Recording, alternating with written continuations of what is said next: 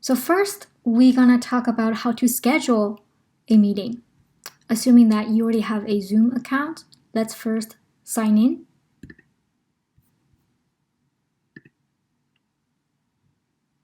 Okay, so this would be your first sign-in page.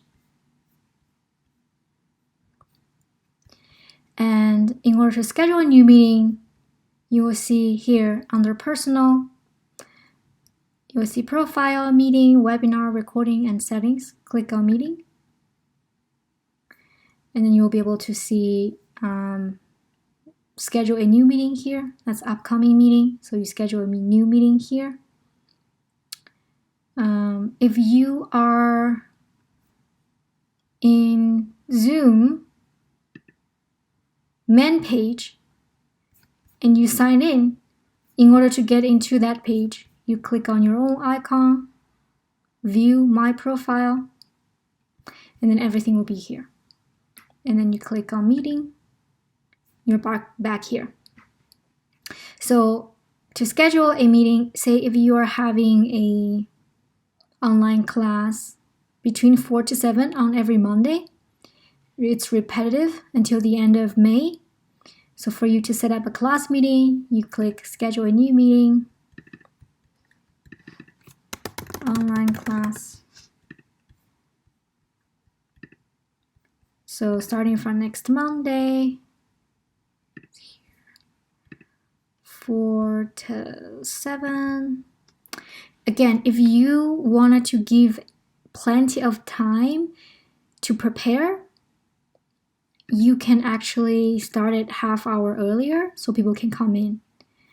And it's 4 hours.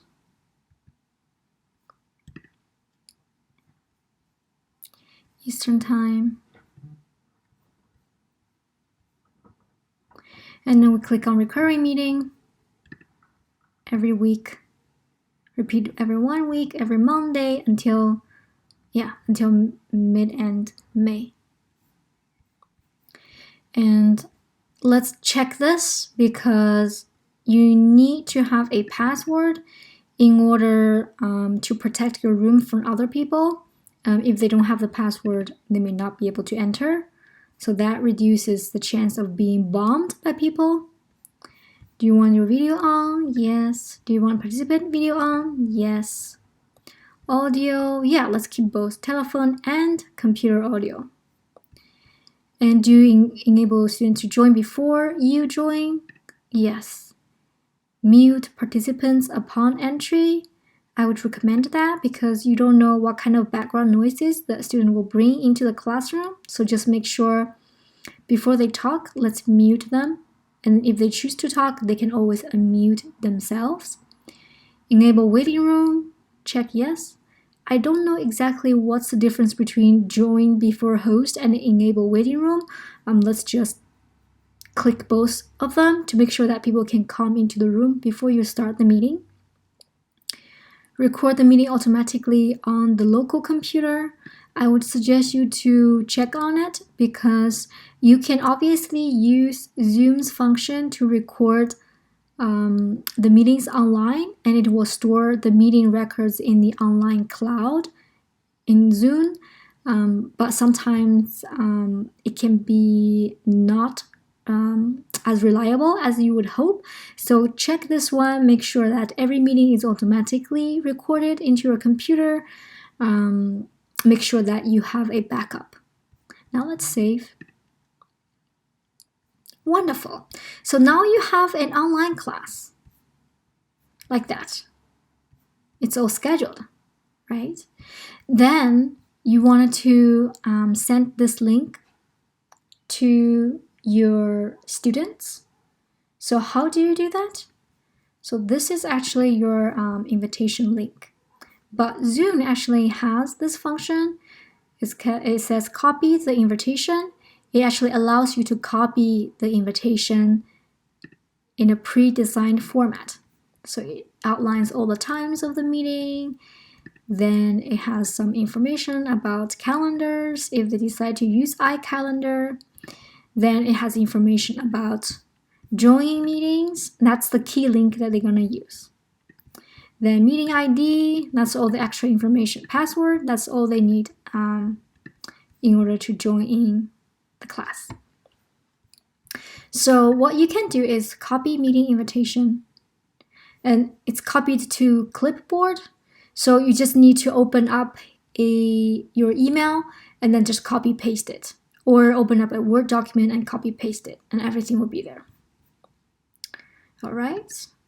So we've talked about how to schedule a meeting and send invitations. Now, let's show you how you can enter your own meetings. So the way that you enter your own meeting is, say if you are still on this page and you wanted to enter it, all you need to do is start this meeting. So click on start this meeting if you're on this page, and it will automatically take you there. If you are not on this page, for example, you went out and you want to come back in a few days and you're here and you logged in, so how do you enter your own meeting? So you click on your own icon. So that enters into your personal account. Then you click on meeting. That's all the meetings that you scheduled. So this meeting is upcoming. Zoom automatically allows you to start the meeting that's the closest to your time. So you can click on start. For example, I'm starting this class. I hit start. So so it will allow you, if you're first time using Zoom, it will probably prompt you to download it. But if you already used it, all you need to do is just to open zoom.us. So click on open. So that basically, it has a prompt that says join with computer audio. Yes, you need to enable this in order to be heard. So here are a few functions here. Right now I turned off my video cam because I didn't do any makeup, so I'll just hide myself here. So basically here is microphone. This microphone enables you to speak or not speak. So if this is green, that means people are hearing you. If I click it, there's like a red line across it. That means you are currently muted. Nobody can hear you. So let's click it off. And then start video, currently I turn it off. Then here, manage participant. Currently we only have 1 people, but if you have more people, you will see a list of all of them. And if your students are here and you wanted to like mute all your students, you can click on mute all, but I would not suggest you do that. If your students are making noises, you can always mute them. You put your mouse on top of their name and click mute. There's also more, but so far it's not relevant. Okay. Now, if you wanted to share your desktop with your student, this is the key button that you need to push, share screen. So you click on share screen. And you can actually share desktop, or you can share a whiteboard. These two are not frequently used. This is more of a website. If you wanted to share with a particular website, a tab, you can click on this one, but just to be on the safe side, click on desktop, so everybody will see your desktop. So this currently is my desktop, as you can see. Then if you wanted to pause it, you say stop share. Now you're back. Now let's talk about how can you share files with your student. So in order to share files, you click on share files. So if you have a file that is in either of those folders, Google Drive, Box, OneDrive, Dropbox, you can use the function here. But if you have a file in your computer, what you can do is to use the chat function. So let's leave. Let's find chat here. So if you click on chat, here will be all the participants, and then the chat information will be here. I can say, oh no, here. And then people can start typing and you will be able to see all their types.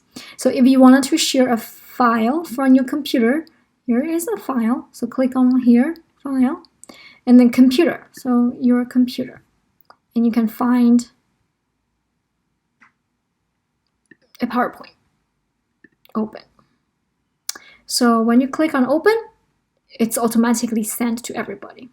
So that's how you share your file from your computer on Zoom.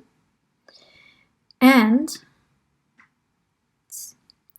if you want to save all the chat histories, all you need to do is, before you exit your meeting, go click on the 3 dots here. You click Save Chat. Chat saved, show in Finder. So we click on it. So meeting saved chat today at 2:36. So you open it. And that's basically the chat histories. So everything will be there. The files will obviously not be there, but just the text will be there. So that's how you save your chat.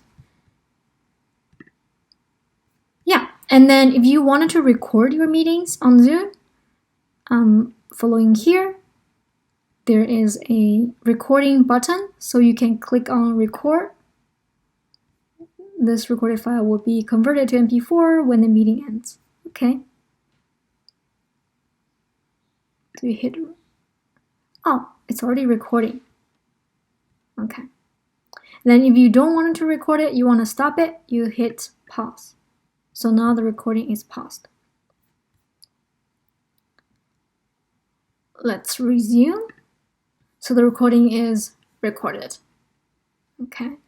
So yeah, so that's basically all you need to know about Zoom. And one extra tip is that when you're having a weekly meeting with your student, make sure that you closed out all the browser windows, because sometimes it can get confusing for students to see you, working through all different windows.